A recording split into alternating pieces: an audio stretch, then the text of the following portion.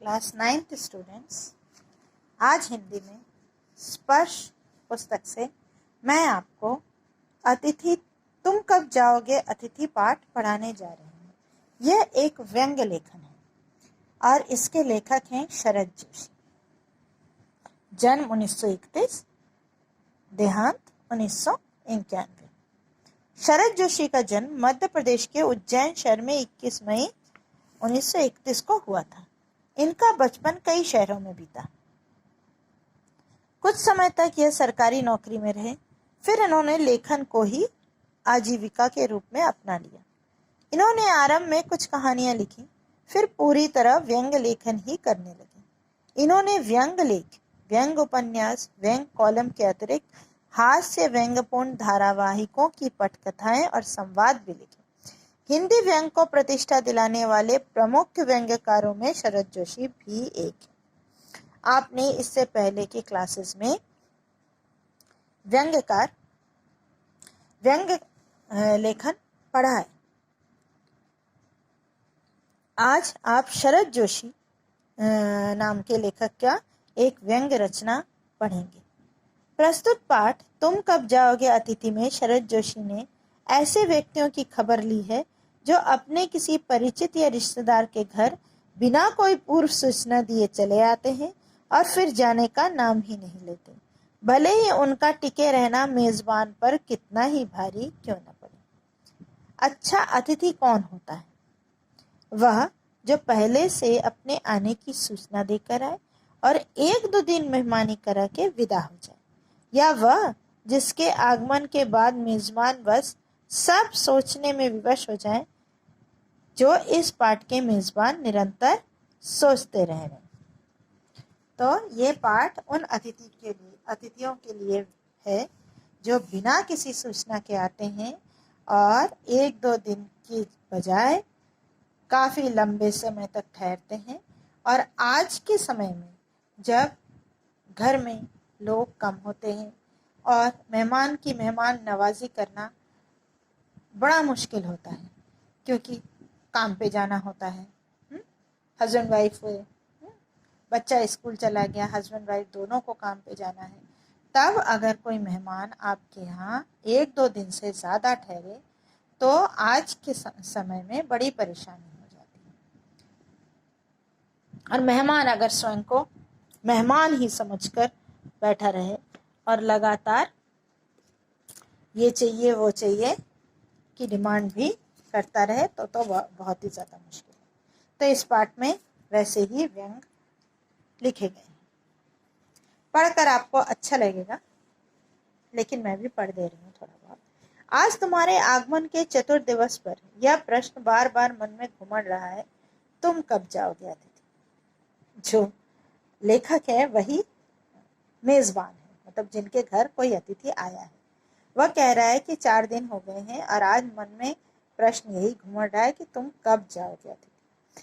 तुम जहां बैठे निसंकोच सिगरेट का धुआं फेंक रहे हो, उसके ठीक सामने एक कैलेंडर है, देख रहे हो ना। इसकी तारीखों अपनी सीमा में नम्रता से फड़फड़ाती रहती है। विगत 2 दिन से मैं तुम्हें दिखाकर तारीखें बदल रहा हूं। तुम जानते हो, अगर तुम्हें हिसाब लगाना आता है तो ये चौथा दिन है, तुम्हारे सतत आतिथ्य का चौथा भारी दिन। लेखक कह रहे हैं कि बैठकर जहां तुम सिगरेट फूंक रहे हो, अतिथि को मन ही मन कह रहे हैं। अब सामने तो अतिथि को कुछ कह नहीं सकते, मन ही मन जो जिसके घर आया वो व्यक्ति परेशान हो रहा है और कैलेंडर बदल भी रहा है दिखा दिखा कर कि अरे समझो तो सही, 4 दिन हो गए।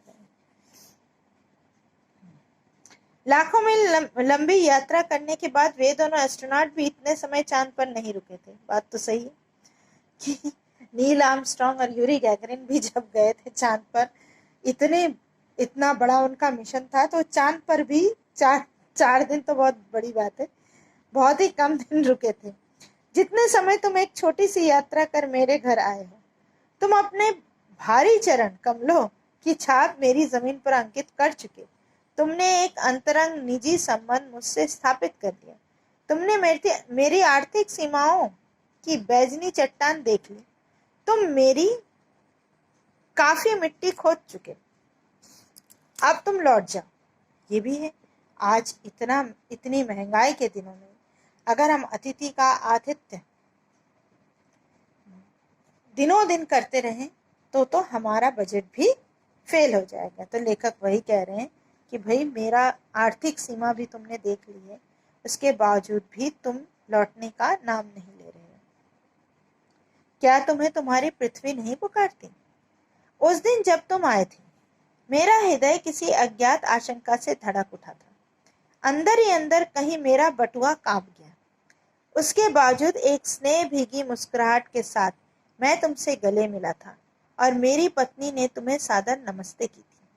तुम्हारे सम्मान में ओ अतिथि, हमने रात के भोजन को एकाएक उच्च मध्यम वर्ग के डिनर में बदल दिया था। सीधी सी बात है कि हम रोज जो खाना खाते हैं वो अतिथि को नहीं खिलाते हैं, अच्छे से खिलाने की कोशिश करते हैं, अपने साध्य जितनी हमारी क्षमता है उससे ज्यादा ही रखकर। 2 सब्जी रायते, याद है ना? सही बात है कि लेखक कह रहे हैं कि हमने तुम्हें बहुत अच्छे से तुम्हारा आतिथ्य किया था, लेकिन धीरे धीरे तुम जा नहीं रहे हो और हम परेशान हो रहे हैं। दूसरे दिन किसी रेल से एक शानदार मेहमान नवाजी की छाप अपने हृदय में ले तुम चले जाओगे, ये सोचकर हम तुमसे रुकने के लिए आग्रह करेंगे, मगर तुम नहीं मानोगे और एक अच्छे अतिथि की तरह चले जाओगे। पर ऐसा नहीं हुआ। दूसरे दिन भी तुम अपनी अतिथि सुलभ मुस्कान के लिए घर में ही बने रहे। हमने अपनी पीड़ा पी ली और प्रसन्न बने रहे। स्वागत सत्कार के जिस उच्च बिंदु पर हम तुम्हें ले जा चुके थे, वहां से नीचे उतर हमने दोपहर के भोजन को लंच की गरिमा प्रदान की और रात्रि को तुम्हें सिनेमा भी दिखाया। लेखक लगातार ही उसका आवभगत कर रहे हैं। दूसरे दिन भी पिक्चर दिखाने ले गए, लंच भी अच्छे से दिया और मन ही मन सोच रहे हैं कि जब तुम विदा होते तो हम तुम्हें स्टेशन तक छोड़ने जाते, पर तुमने ऐसा नहीं किया। तीसरे दिन की सुबह तुमने मुझसे कहा, मैं धोबी को कपड़े देना चाहता हूँ। यह आघात अप्रत्याशित था और इसकी चोट मारनी थी। धोबी को कपड़े देना चाहता हूँ का अर्थ कि धोबी कपड़े लेकर जब तक वापस आएगा तब तक तो अतिथि को ठहरना ही है। ये अतिथि ने मन बना लिया। अब अतिथि से तो पूछ नहीं सकते आप कितने दिनों के लिए आए हैं। अब जैसे ही अतिथि ने कहा मैं धोबी को कपड़े देना चाहता हूँ, तो इसका अर्थ ये है कि वो लंबे समय तक रुकने वाला है। तुम्हारे सामीप्य की वेला एकाएक यूं रबड़ की तरह खिंच जाएगी, इसका मुझे अनुमान न था। पहली बार मुझे लगा कि अतिथि सदैव देवता नहीं होता, वह मानव और थोड़े अंशों में राक्षस भी हो जाता है। किसी लॉन्ड्री पर दे देते हैं, जल्दी धुल जाएंगे, मैंने कहा। मन ही मन एक विश्वास पल रहा था कि तुम्हें जल्दी जाना है। कहाँ है लॉन्ड्री? चलो चलते हैं, मैंने कहा और अपनी सहज बनियान पर औपचारिक कुर्ता डालने लगा। कहाँ जा रहे हैं? पत्नी ने पूछा। इनके कपड़े लॉन्ड्री पर देने हैं। मेरी पत्नी की आंखें एकाएक बड़ी बड़ी हो गई। आज से कुछ बरस पूर्व उनकी ऐसी आंख देख मैंने अपने अकेलेपन की यात्रा समाप्त कर बिस्तर खोल लिया था।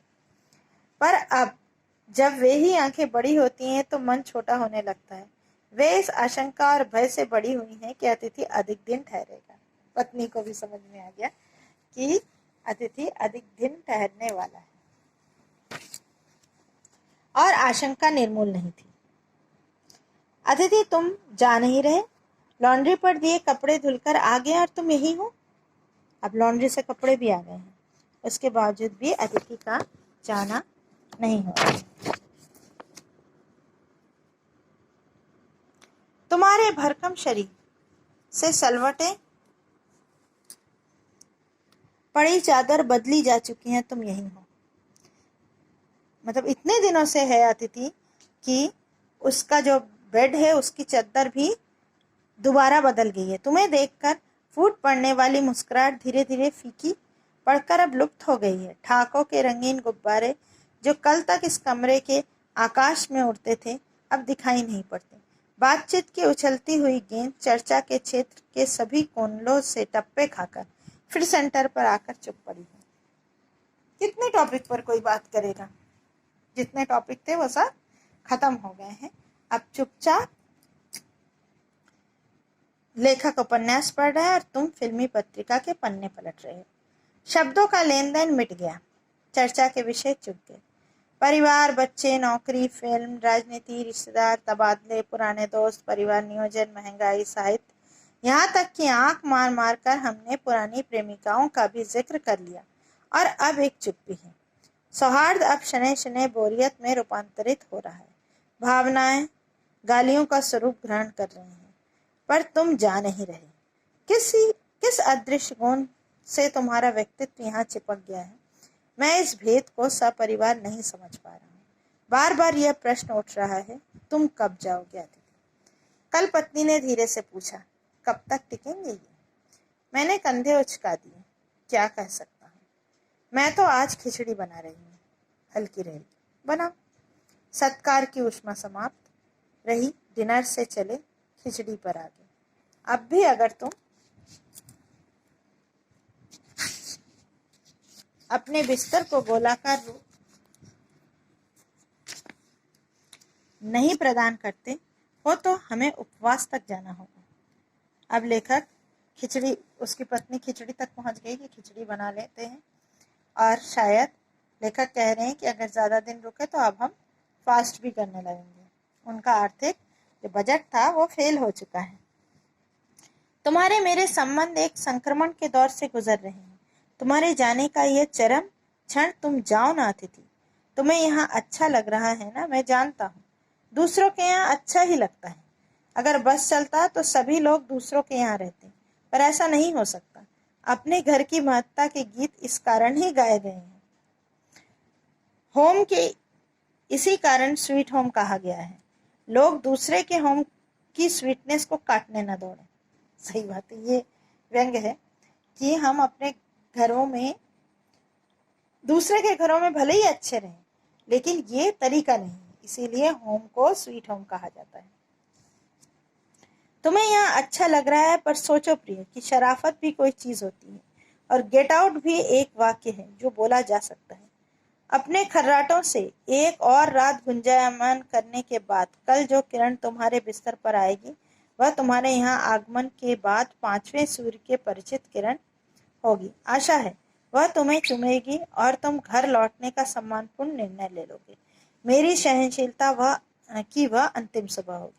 उसके बाद मैं स्टैंड नहीं कर सकूंगा और लड़खड़ा जाऊंगा। मेरे अतिथि, मैं जानता हूँ कि अतिथि देवता होता है, पर आखिर मैं भी मनुष्य हूँ। मैं कोई तुम्हारी तरह देवता नहीं। एक देवता और एक मनुष्य अधिक देर तक साथ नहीं रहते। देवता दर्शन देकर लौट जाता है, तुम लौट जाओ अतिथि। इसी में तुम्हारा देवत्व सुरक्षित रहेगा। यह मनुष्य अपनी वाली पर उतरे, उसके पूर्व तुम लौट जाओ। उफ, तुम कब जाओगे? हाँ, ये बात भी है कि देवता और मनुष्य दोनों साथ साथ ज्यादा दिनों तक नहीं रह पाते, क्योंकि मनुष्य की अपनी कमजोरियां होती हैं और देवता का अपना उच्च स्थान है, उतना महत्व। इसीलिए अगर अतिथि देवता है तो उसे समय पर लौट जाना चाहिए, और अगर ज्यादा देर तक रुका तो उसका देवत्व समाप्त हो जाता है। Okay, chapter finish. अच्छा सा चैप्टर है, आप लोग खुद भी पढ़ सकते हैं।